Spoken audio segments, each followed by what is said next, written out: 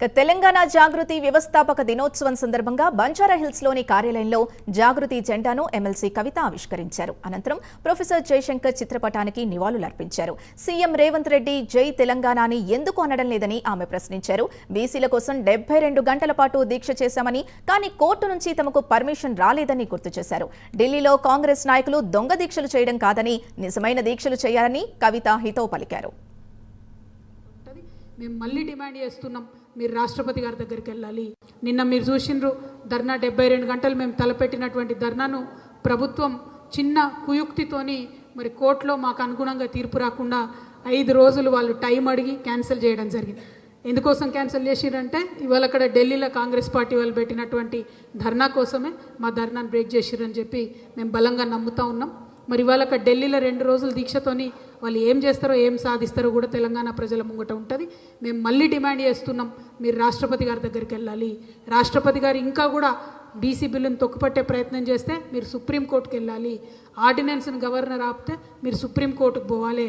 అటువంటి నిర్దిష్టమైనటువంటి చర్యలు చేయకుండా మీరు ఎన్ని ఊకదంపుడు ఉపన్యాసాలు చెప్పినా కేవలం అది తెలంగాణ బిడ్డలను మోసం చేస్తున్నారని మేము భావించాల్సి ఉంటుందని ప్రభుత్వాన్ని మళ్ళీ ఒకసారి హెచ్చరిక చేస్తూ, దొంగ దీక్షలు కాదు, నిజమైన దీక్షలు చేయండి, రిజల్ట్ వచ్చే దీక్షలు చేయండి, రిజల్ట్ వచ్చే పనులు చేయాలని ప్రభుత్వాన్ని డిమాండ్ చేస్తూ ఉన్నాను. ఈ 2 పార్టీలు ఎవరైతే చిత్తశుద్ధితోని రిజల్ట్ ఓరియంటెడ్గా పనిచేయాలనో ఆ 2 పార్టీలు, కాంగ్రెస్ కానీ బీజేపీ కానీ, ఇద్దరు పరస్పరం నేను కొట్టినట్టు చేస్తాను, నువ్వు ఏడిచినట్టు చేయని ఒకరినొకరు కలుపుకొని మరి నాటకం చేస్తున్నటువంటి విషయం తెలంగాణ బిడ్డలు ఇప్పటికే గమనించారు. ఇంకా పెద్ద ఎత్తున అది అర్థమవుతున్నది రోజు రోజుకి.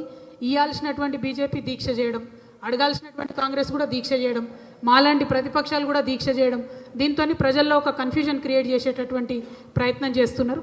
కానీ తెలంగాణ ప్రజలు విఘ్నులు, తప్పకుండా గుర్తుపడతారు వీళ్ళ ప్రయత్నాన్ని. తెలంగాణ జాగృతి మాత్రం సామాజిక తెలంగాణ సాధన కోసం ఏ ఒక్క అంశాన్ని కూడా వదిలిపెట్టకుండా ముందుకెళ్తాం. 2 పార్టీలను కూడా ఎండగడతామని తెలియజేస్తాం.